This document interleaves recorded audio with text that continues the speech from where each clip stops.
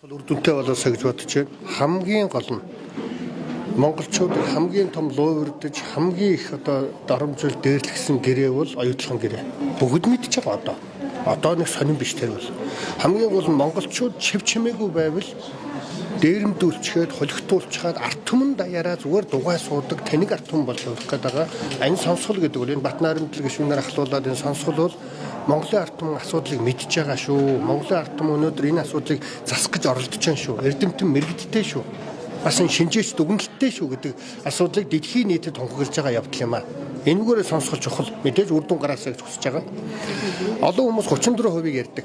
34% одоо бараг л үнгүй хөгцсөн чиг Даваасран Ганбаатар гэл ингээл битгий тэгж худлаа яар.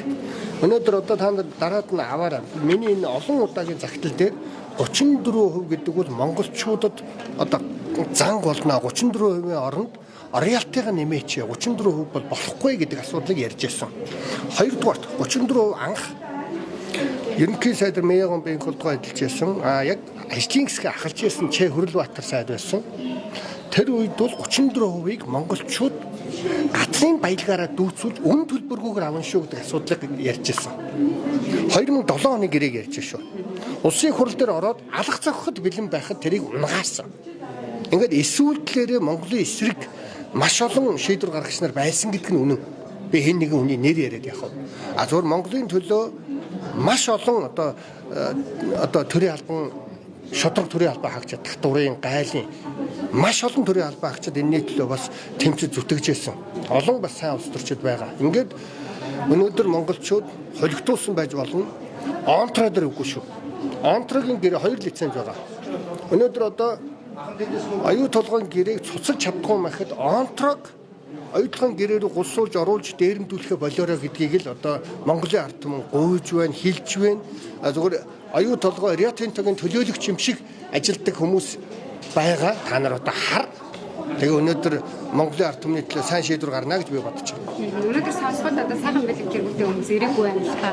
Тэгэхээр сонсгол ер нь үр дүнтэй байна гэж бодож байна. Болохгүй юм шиг байна. За би тэр нэг хэдэн зарим нэг хүмүүсийн нэр яриад явах вэ? Би асуудлыг олон жил ярьж ирлээ. Өнөөдөр ямар ч байсан бид өнөөдөр энэ асуудлыг яриад бид ямар ч байсан улсын хурал тэгвэл Америк руу хулгай хийгээ зүхтаар алуулчихаагүй шүү дээ. Засгийн газар явчихаагүй. Өнөөдөр Монголын засгийн газар энд байна. Монголын улсын хурал энд байна. Залгамж халаа гэж байдаг. Энэ гэрээг өөрчлөх, сайжруулах. Онтройдер монголчууд тусдаа бие даасан Монголд ашигтай гэрээ байгуулах эрхцэн орчин өнөөдөр байгаа. Үнийг бид ашиглах ёстой, үр дүн гаргах ёстой.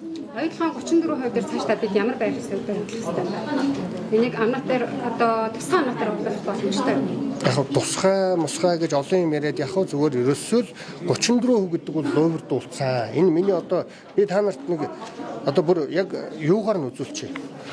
Би зүгээр яг үзүүлчихье. Та нар залхуулахгүйгээр 2009 оны 4 сар шүү гэрээ байгуулахаас өмнө шүү. Ийм олон заалттай 27-8 заалттай бичиг явуулаад Ганбаатарын энэ үйлдвэрчний үйлдвэрчсэн зэрлэг дээр дүгнэлт болгох нь. Оюу толгой төслийн 34%-ийг эзэмших нь засгийн газарт болон Монгол оронд би ингээ уншаад өгчээ. Дүгнэлт оюу толгой төслийн 34%-ийг эзэмших нь засгийн газарт болон нин даруй Монгол оронд ашиг өгөхгүй. Энэ маш хортой зүйлөө. Үүний оронд энэхүү заалттай байх урт хугацаанд засгийн газар болон зээлээ төлөх үүднээс ямар ч орлогогүй байна. Үүний оронд роялтигаа нэмээч. Доотл нь 10-аас 15%-аар роялтигаа нэмээч. Энэ бол бидний гарц юм аа.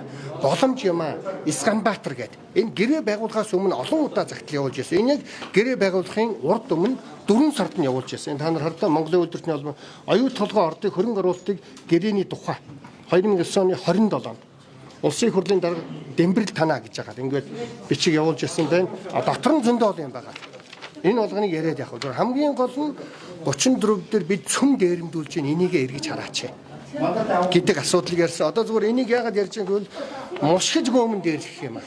Өнөөдөр энэ Батнаарамтлаг гишүүнтэй бол бусад одоо Шижир байна, Болдормаа байна, олон гишүүдийг Риатинтогийн бууны нохонод яаж доромжил дээрлэж байгаа. Энээс 100 дахин илүүгээр намайг 20 жил зовоосон.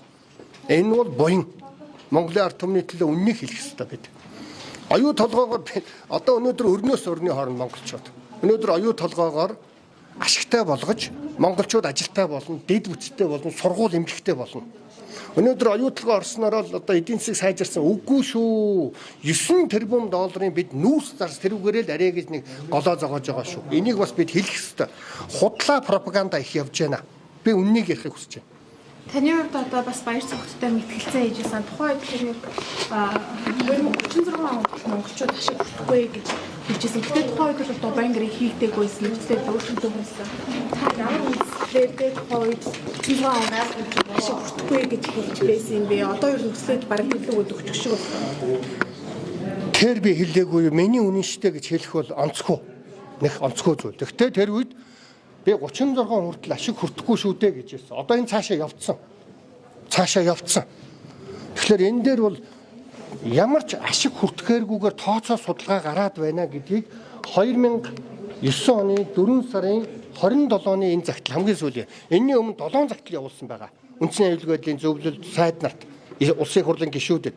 Тэгэхээр би нэг эрэлгүй хариу ирээл тэгэл одоо монголчуудыг хуурсаар байгаа таарж байгаа. Тэгэхээр одоо би тэр үед ярьжсэн тооцоо судалгаа одоо үнэн байсандаа гэж би хэлмээргүй байна. Зүгээр монголчууд энийг засъя.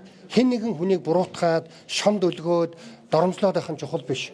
Одоо энийг засаж монголчуудад сургууль, цэцэрлэг, эмнэлэг барий, олон залуучуудыг ажилтай болгохын хамгийн гол монголчууд энэ өрнөөс өрний хооронд энэ тэнэгдэхээ зогсооё л гэж. Монголын дэлхийн хамгийн өгөөмөр дээрэмдүүлдэг автом болчиход байна шүү дээ. Өнөөдөр бид бусад энэ хөрөнгө оруулагч нар биднийг доогөлж байгаа шүү дээ. Хулгай цөм дээрэмчээд байхад ямар сайхан сэтгэлтэй автом бэ л гэж бодож байна. Тэгвэл бид өнөөдөр харилцан ашигтай байя л гэж яриад байгаа шүү. За бай.